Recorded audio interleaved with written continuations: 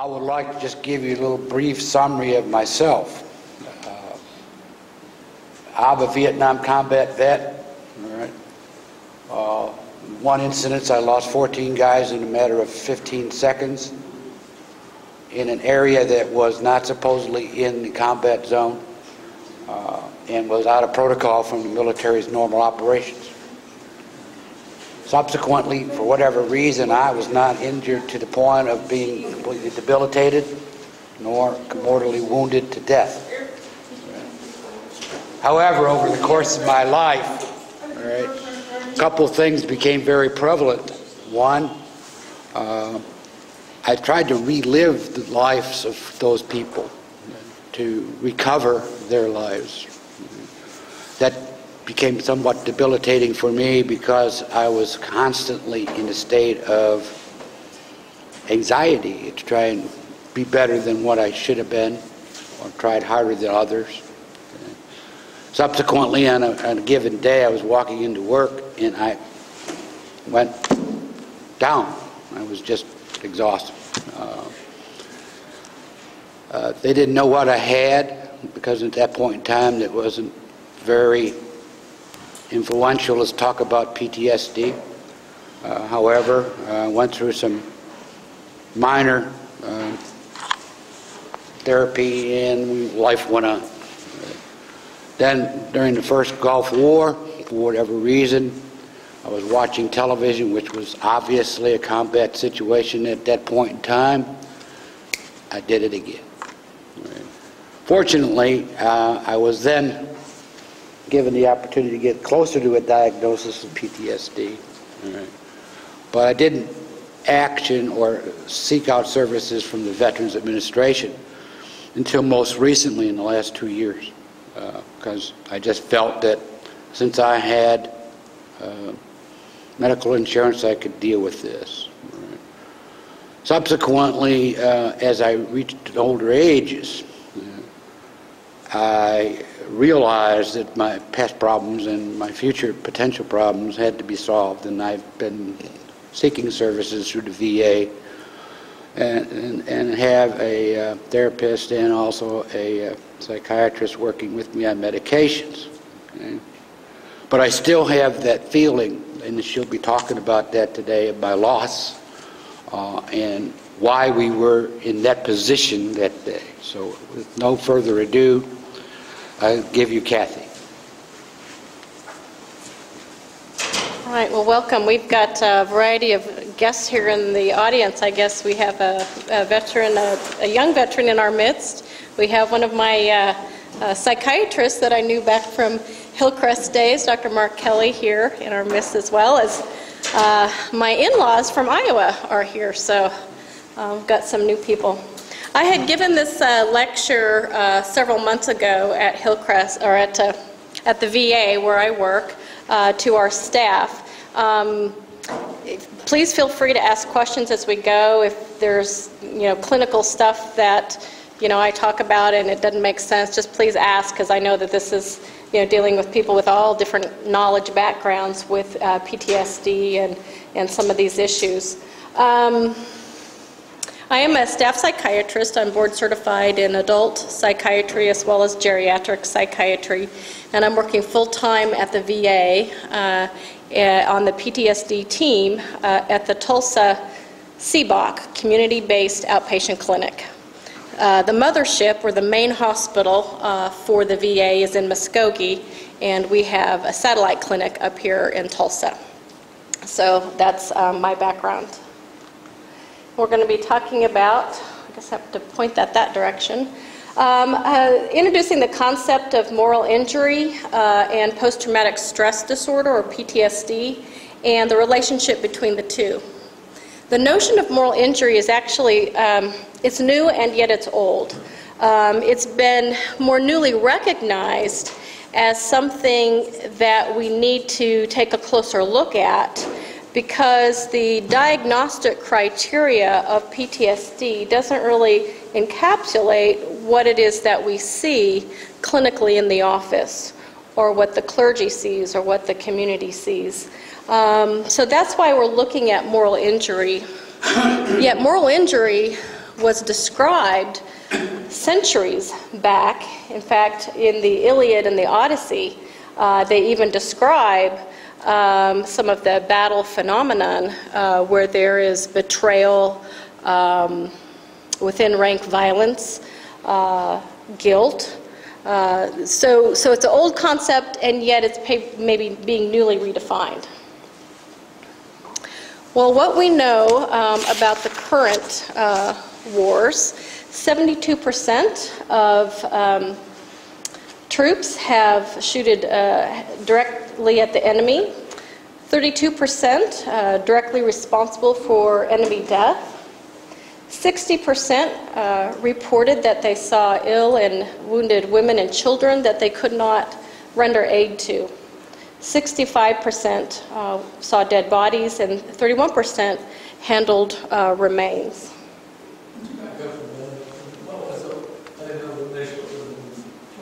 OEF and OIF. Operation Enduring Freedom is the Afghanistan War.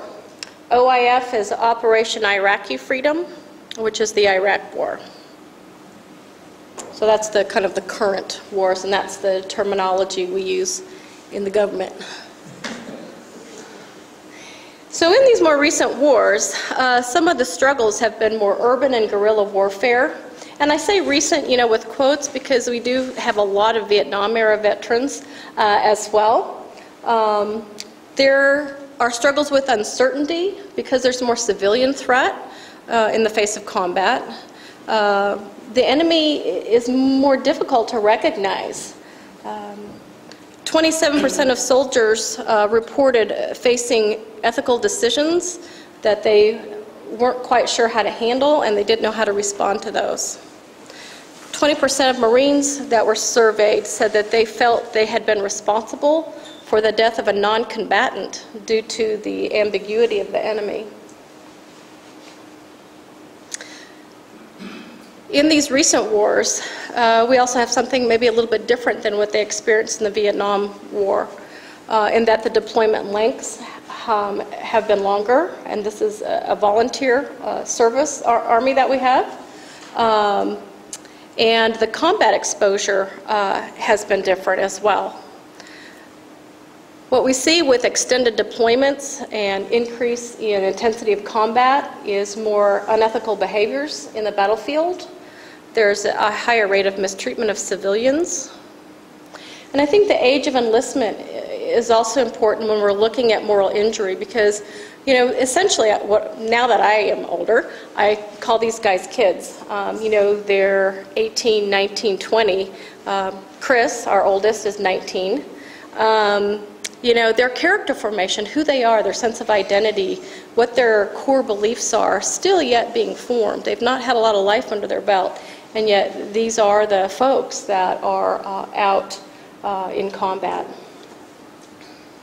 We see an increase in PTSD symptoms also when there's a fair amount of atrocities involved as well.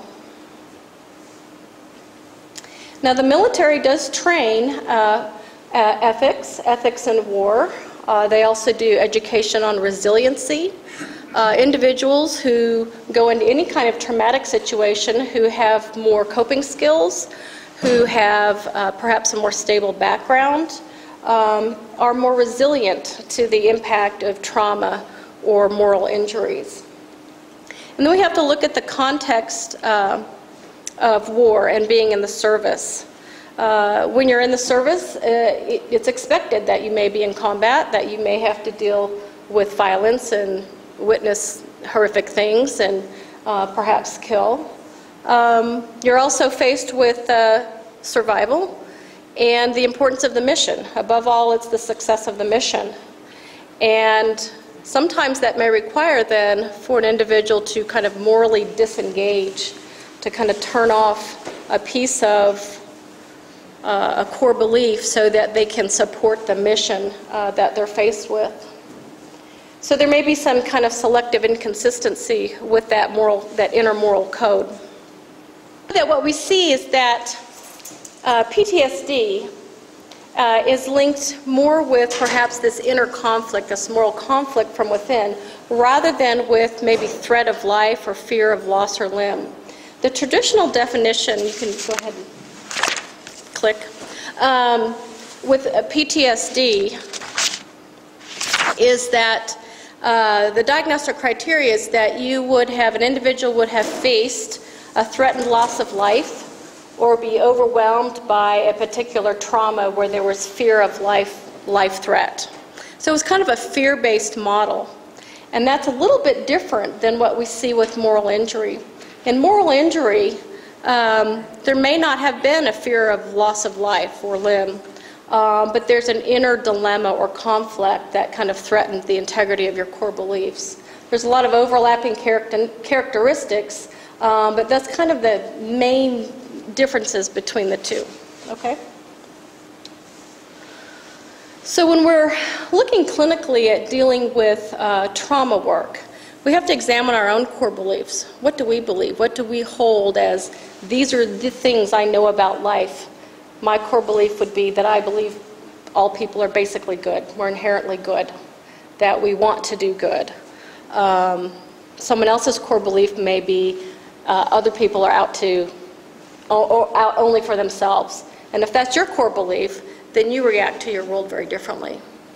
And so military personnel coming into us have to address, in therapy, well, what is their core belief and how is it for them? I had a gentleman in the office who'd had a lot of no-show appointments with me. He finally came back and I said, well, what's kept you from the clinic? He said, I didn't want to have to think about myself, because by coming to the clinic, of course, there's a lot of self-examination. Also, some complexities or challenges in military trauma work is the complexities of combat. You can have intentional trauma, unintentional trauma. You can be both a victim of trauma or an inner conflict. You can be a perpetrator of a trauma. It can be societally sanctioned. That's what war is. You're dealing with combatants as well as non-combatants. Combat guilt, the emotions and the thoughts that an individual carries, the amount of guilt seems to be a predictor of suicide. And as we've already talked about in the series, the high rate of suicide that we see in our military personnel. So somehow we feel that guilt plays a big part in suicide, either preoccupation with it, attempts. Of course, there's a lot more that goes into suicide, but from a psychological standpoint, guilt. Okay? So when we look at research and from a kind of a clinical standpoint, it's, we have to kind of prove that our therapies work, whether it be a medication or a psychotherapy.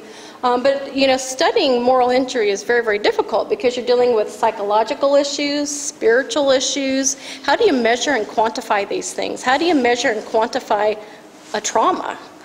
So these are some of the dilemmas that we face kind of, clinically and in research to try to understand this.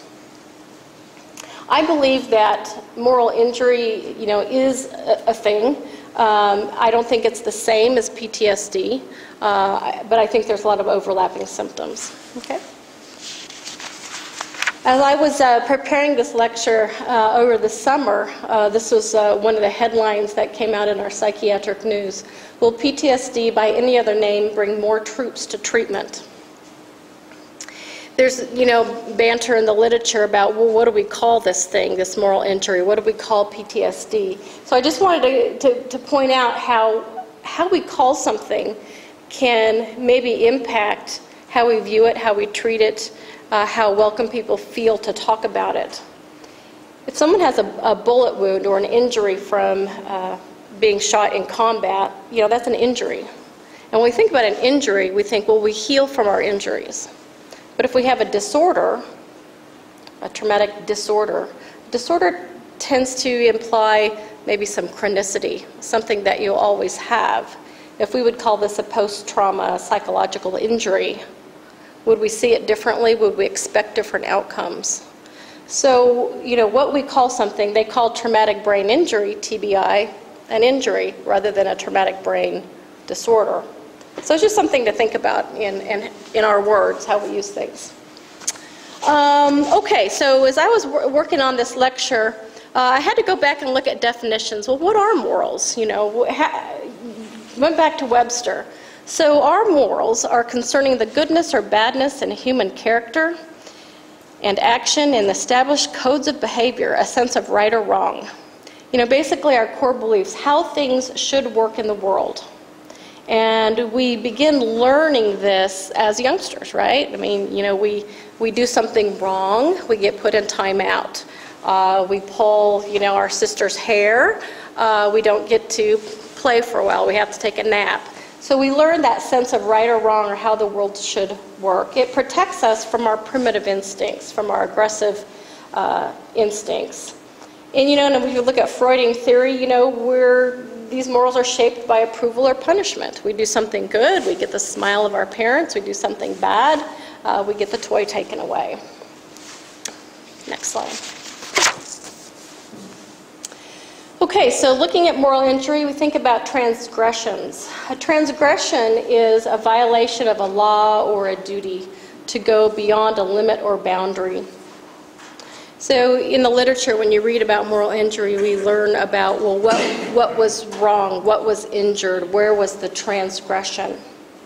We read a lot about guilt. Guilt is being responsible for often an offense, or it's seen kind of in a legalistic term. An awareness of having done something wrong, being at fault or legalistic. So you can be, for example, guilty of speeding, and you can be at fault for speeding.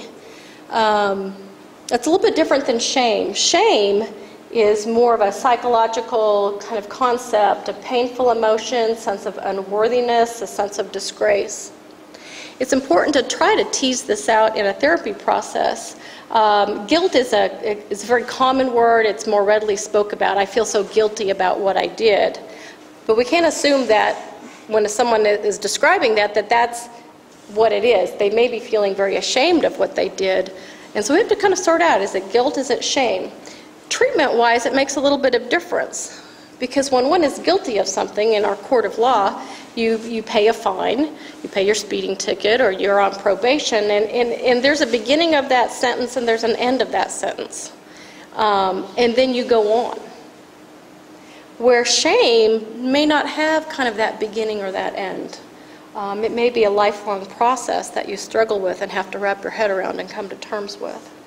I was counseling an individual who was on probation for some speeding driving thing, and he was also dealing with shame issues. And I said, so when is your probation over? Oh, it's over in 6 months. I said, and then what about your ticket? Well, then I'm done. I said, but then what? Well, I just go on. And I said, wasn't that interesting that you can allow yourself to go on from that, but this thing that happened to you in the service, you're having a hard time allowing yourself to go on. So we try to sort those things out. Okay. All right, so what is then moral injury? Well, we look at moral injury, and I put 3 kind of definitions that I saw in the literature.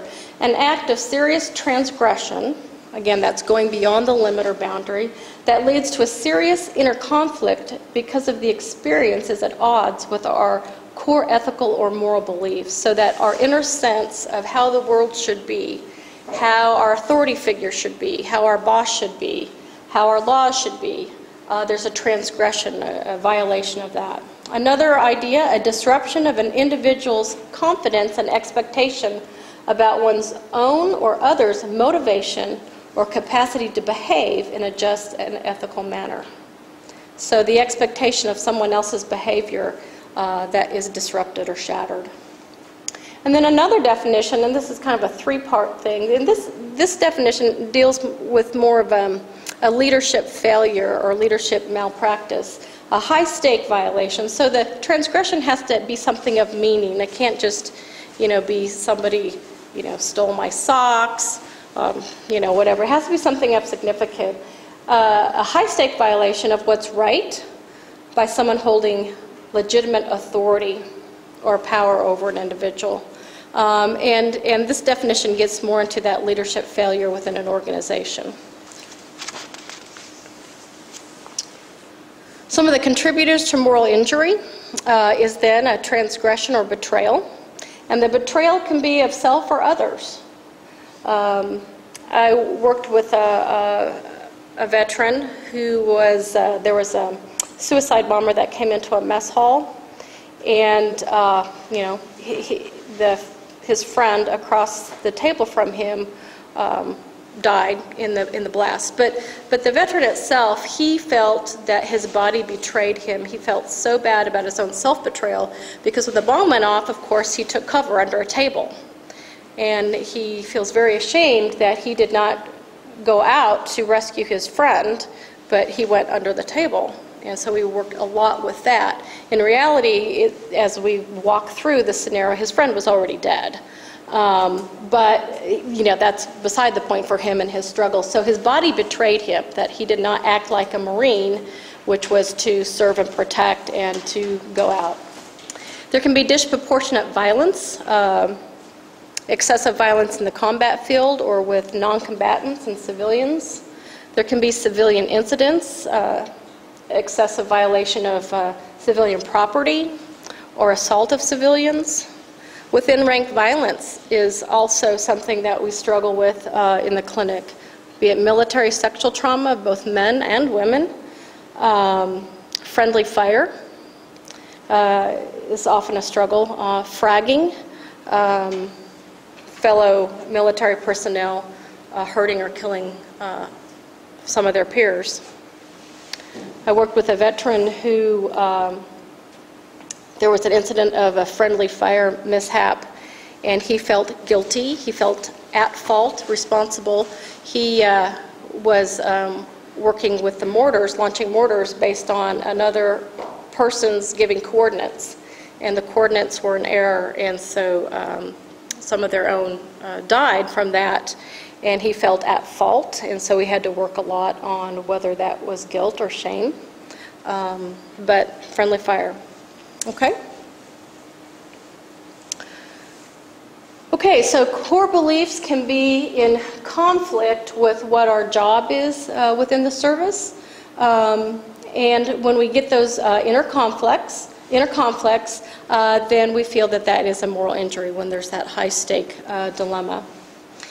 Now, the context and the reaction of others, your peers at the time, does seem to perhaps attenuate or kind of protect or help resolve some of that. So if there was a particularly problematic incident that occurred, how your peers react or support you, or if they withdraw, or if leadership is not supportive, can make a big difference. So the context at the time is very important. The debriefing part of that is very supportive. And then the context. For example, the context after the fact with veterans is, well, I killed then. That was my job, that was the mission, but I don't kill now.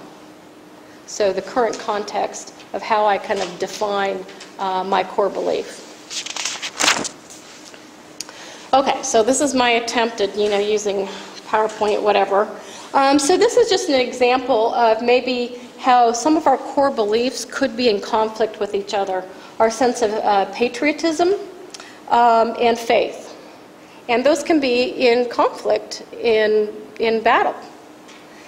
And so psychologically, this is unconscious, this is not like deliberate, how can we resolve that inner conflict, that moral dilemma that we struggle with? Well, there's kind of three options in this example. Since my job in the military is in conflict with my faith belief, one way I can resolve that inner conflict is to lose my faith. And we hear that a lot in veterans. I no longer believe in God, or I'm not sure where that is anymore. Asking about spirituality is something that we do routinely in our workups, and to find out, were you raised in a church? Where are you at now with that? Are you active? Are you not going? Yeah, I used to go, but I don't now. So we could just, decide, okay, I don't know what to believe, or I don't believe in God anymore. There is no God. Another option would be to deal with this turmoil, this emotional turmoil, is to punish ourselves or punish other people. Drink, drug, chronic guilt feelings, all forms of punishment, anger, abuse. Another thing to resolve the conflict is just avoid everything. I avoid the whole faith idea. I don't even think about it. I avoid people. And what we find in our research is that avoidance is actually the worst thing that you can do. You hear it so often, especially from our Vietnam era veterans, because we didn't know as much as we know now. Avoidance only makes the conflict grow. Little example, you know, your kid's learning to ride a horse, gets bucked off a horse, gets scared, traumatized by that. What do? Do you say, okay, well, we just won't ever ride ever again? Does that resolve the conflict? No. What do you encourage them to do? Yeah, my grandpa said, get back in the saddle. That's exactly it, right? Got to address that, because avoidance only makes the anxiety go up. Okay. So what do we see in moral injury? Some of the symptoms we see in PTSD, but we also see more. We see the emotional aspects of shame, guilt, anxiety, anger. Some physical aspects in moral injury, but less so than in the classic PTSD, where you get a lot more physical symptoms. We see a lot of behavioral problems, feeling alienated from society, withdrawal, a lot of self-harm, destructive behaviors. Okay. When we look at the diagnostic criteria for PTSD, they list the symptoms out, and then there's this whole other kind of paragraph section that says, and it can include these other things. And so when I was looking at, working up this presentation, I'm thinking, well, moral injury doesn't fit in all those kind of diagnostic criteria. But you look at the paragraph on the other things, and that was describing moral injury. Next slide. So in the other things, the associated features with PTSD, we see the moral injury. Negative changes in ethical attitudes and behaviors, a change or loss of spirituality, negative attributions about God, guilt, shame, forgiveness problems, loss of pleasure, a sense of pleasure, low moods, reduced trust in others, in the social contract. If I can't trust my commander anymore, who is someone that I should be able to trust, then can I trust my boss now? Trust issues. Can I trust my spouse? We see aggressive behavior, poor self-care and neglect, again, that form of punishment, and self-harm behavior. Okay. So to compare and contrast a little bit, moral injury is more of a kind of a dimensional concept. It's a transgression of that core belief within ourselves, often resulting in shame and guilt issues. PTSD has a specific diagnosis cookbook that we use. No transgression, not necessarily. Hurricane Sandy, one can have trauma where there's no transgression, just the life threat itself. A lot of physiologic symptoms. It's more of a fear-based life threat that then begins to get generalized. So for example, if someone was in combat and had a life threat event, it was a crowded market, let's say, coming back here, suddenly now being a civilian, we go to Walmart, it's crowded, especially at the holidays, there's a loud noise, something falls off a pallet, you get that fear response. And that becomes generalized. They know this isn't combat, they know they're not in Iraq, and yet the fear response, the life threat response, is so automatic and physiologic that it happens then at Walmart. And then it starts to happen other places. It happens at the gas station, a car backfires, and it becomes generalized to any kind of crowd situation. But what we see with PTSD in the treatment is we try to work on the fear extinction model. Just like getting back on that horse, gradually, slowly, you begin to desensitize over time. However, when you begin to avoid things, what happens with the avoidance? You don't desensitize. And it just feeds the fear model when you don't desensitize. Okay, so this is where it gets a little deep, so kind of bear with me here. So in a traditional PTSD theory, what we have is we have the trauma that that personal threat, often, by definition, a fear of life event, or a clash with our core belief, i.e. I'm a trained military personnel, I can protect my guys, I can protect myself. That would be a core belief. And what happens is we get a lot of physiologic symptoms in that trauma, so we get those physical arousals, as we say. We don't like that feeling. It feels uncomfortable. We don't like to have palpitations and sweating and panic. I can't breathe, suffocating feelings. So as a result, I avoid those situations where those happen. I start the avoidance. But the avoidance then doesn't allow for that desensitization, okay? So it happens again. I have fear that it's going to happen again. I'll be out of control. I get those yucky, bad, panicky feelings. So I avoid the situation. Now I'm avoiding going to family gatherings because it's too crowded, too close. And so now I don't go to Thanksgiving anymore, okay? In moral injury, what we see is a little bit different in that there may not be that life threat trauma, but there's a psychological conflict between right or wrong, the right or the goodness. So it may not necessarily be fear-based. Of course, you can have both. You can have high blood pressure and diabetes. We can have both things. However, what happens is that we have this inner conflict, and it feels very, very uncomfortable to us. We've had feelings of guilt, shame, betrayal. These are hard things for us to deal with, so we avoid people, not out of fear, but out of shame and guilt. And what happens then is when we begin to start avoiding, we don't get that corrective, supportive reaction from our community or from our family or from our coworkers. And so we avoid, we don't get support and correction, which just perpetuates the guilt and shame. So avoidance plays a little bit of a different role, and then we're stuck in our negative self-appraisals. Veterans will talk about, if only they really knew my inner badness. If I go to community, if I am with family and they found out what I did, it's just like this little secret, and they're worried that they will be judged as harshly as they judge themselves, so they avoid. Okay.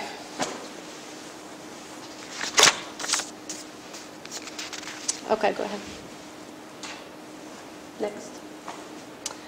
Okay, so the absence or withdrawal of social support is a huge piece with moral injury and PTSD. And I think that's, again, is kind of that segue into what is our role within the church and within the community with dealing with moral injury. People are more reluctant maybe to seek out social support.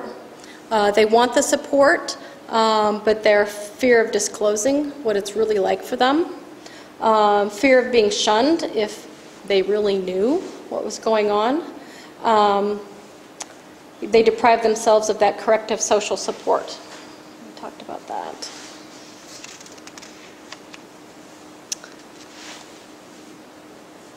What we're learning is that human-generated trauma is more toxic psychologically than harm or life-threat trauma or a natural disaster, a drowning accident. That human-generated trauma is more toxic psychologically. We see a breakdown in social norms, what we feel ought to be right in the world, and then suddenly our world, we have to redefine our self-safety within the context of our community. Okay? So what we see is with our veterans, 70% of people have social problems, the withdrawal, the not fitting in. I had a veteran last week say, I live in a different world now than you do because of the experiences that they went through.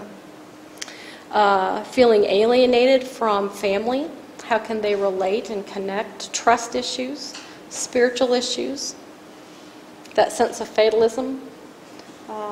If we live fatalistically, then we don't take care of ourselves, then we just live for the moment and maybe not invest in our future. Feeling damaged goods.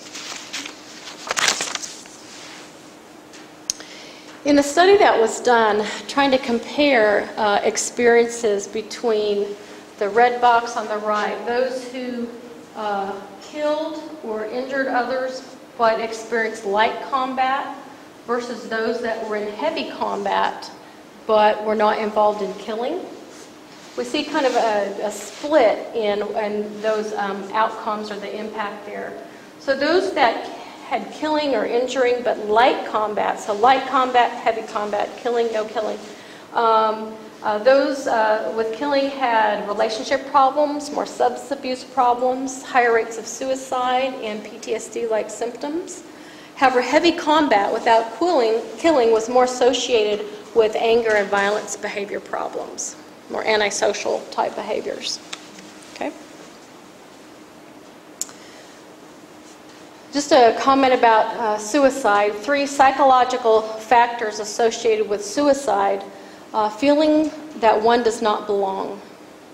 So that's maybe what our role is with church and community, to try to foster that sense of welcoming back, of belonging. And I think that's where the Native American culturally do a good job of that because of some of their tribal beliefs. Feeling a burden to others. And not burden in the sense of physical burden from a physical limitation, but a psychological burden. I think that also speaks to meaning. What is my meaning and purpose in life? How can I put meaning and purpose in my life right now in this stage? People who are in the retirement years, they have to struggle with this as well. Now that I'm retired, what meaning and purpose do I have? And then third, a factor in suicide, an acquired capability to overcome the fear of pain of killing yourself. And part of that's military training to overcome your fear and pain. And then, of course, in military training, the habituation to that, and access to weapons. Now, other factors in suicide, access to guns. Guns are a big one, and substance abuse, drinking. Okay?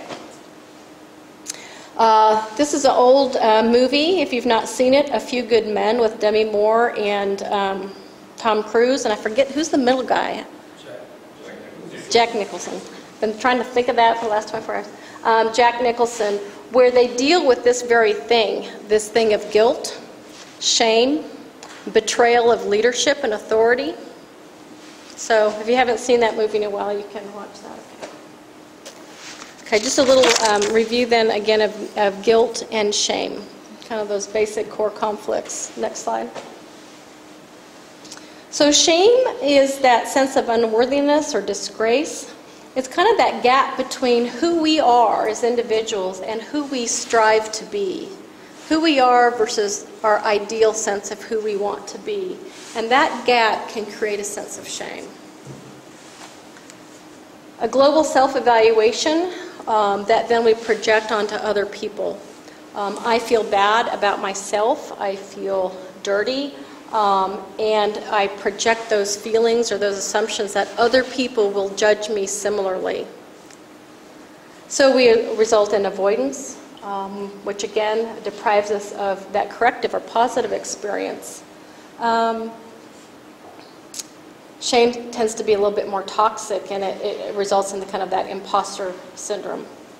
We have to work with veterans on how to self-disclose. We want them to talk and not avoid, but we also want them to have a supportive corrective experience, and sometimes you self-disclose to family and you don't get that supportive experience that you're wanting to get. So we plan it out, we practice, we talk about it in the therapy process, okay? And then guilt, again, is that more kind of legalistic concept where there is either intentional or accidental problem, like speeding, but there's the opportunity in treatment is that we can make amends. So what do? We do something wrong legally, we do community service. If there is something that you're responsible for in combat, how do we make amends for that?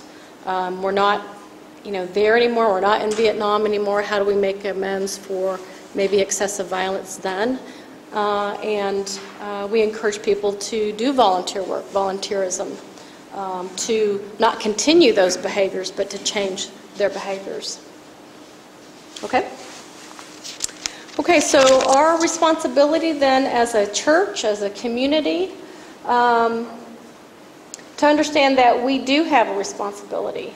I think that because this is a volunteer service, that our awareness and interest is very different than if there was a draft. If there was a draft right now, it would be affecting all of us, our children, our grandchildren, and we would be very keenly in tune to what's going on and what does this mean for our families. It's not just a VA or a military issue. We need to support our military families. Not only are these folks trying to reintegrate and pick up their lives, but they need to get jobs, they need to be employed, they need to repair marriages, reconnect with family and children. Childcare and allowing families time together, financial and housing issues. We have to deal a lot with veterans. Do you have housing? Do you have enough food for the month?